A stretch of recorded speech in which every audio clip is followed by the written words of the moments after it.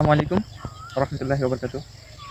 এই যে দেখছেন ঘাস, দেখেন আসলে পরিচর্যা করলে কিন্তু আপনার ঘাস একদম পর্যাপ্ত পরিমাণ, আপনি ঘাস খাওয়াই সারা পারবেন না, এত পরিমাণ ঘাস হয়। এই ঘাসগুলা দেখছেন, এটা একটা শোভা কী হয়েছে।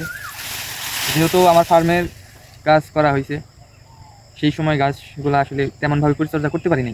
বাট এক সিট পানি আর হয়েছে আপনার প্রায় এক পাখি জায়গায় মোটামুটি 30 কেজি জৈব সার, এই হচ্ছে পরিচর্যা। তাই দেখেন কেমন ঘাস হয়েছে।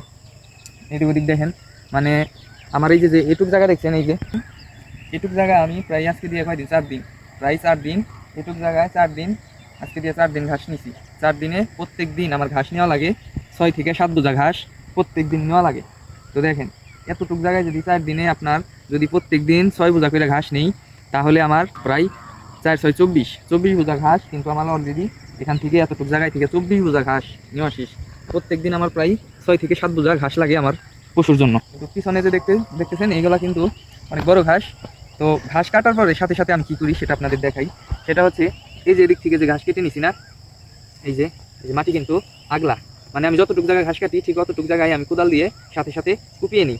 কারণ কি, এই জায়গা থেকে ঘাস কাটা শুরু করলে আমি পুরা ক্ষেত খাওয়াতে খাওয়াতে এদিকে আবার ঘাস বড় হয়ে যাবে।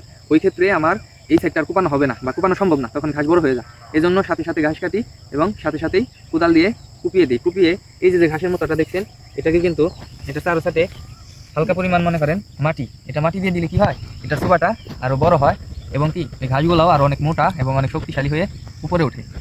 তো আপনারা যারা ঘাস বুনেন বা ঘাসের পরিচর্যা করতে জানেন না, তারা অবশ্যই এই ভিডিওটি দেখবেন। এই ভিডিওতে আমি আপনাদেরকে যেভাবে ঘাসগুলো আমি নিজে পরিচর্যা করি ঠিক সেভাবে আপনাদেরকে বললাম ঘাসের পরিচর্যা এরকমভাবে করবেন। আর এই যে ঘাসগুলো দেখছেন, এগুলা কিন্তু আপনাকে পরিষ্কার করতে হবে, এই ঘাসগুলো যাতে না থাকে, শুধু আপনার এই ঘাসগুলা যাতে থাকে সেই রকম সিস্টেম করতে হবে। যেহেতু আমি আমার ফার্মের কাজে ছিলাম, নতুন করে ফার্ম দিলাম, সেই সময় আসলে আমার চকে যে আমার যে ঘাসের জমিগুলো আছে ওগুলো কিন্তু পরিচর্যা করা হয় নাই বা আমি সময়ও পাইনি। তাই এখন যেহেতু ফার্মের কাজ আমার অলরেডি শেষ, আপনারা দেখছেন আমার ফার্মে, তো এখন আমি এরকম ঘাস কেটে নিচ্ছি আর এরকম কুপিয়ে দিচ্ছি। এরপরে কুপিয়ে দেওয়ার পরে যেটা করব সেটা হচ্ছে এই ঘাসের মোটা থেকে যখন প্রায় 1.5 থেকে 2 ইঞ্চি পরিমাণ ঘাস বড় হবে, ওই ক্ষেত্রে আমি এদিকে জৈব সার আবারও ছিটিয়ে দিব।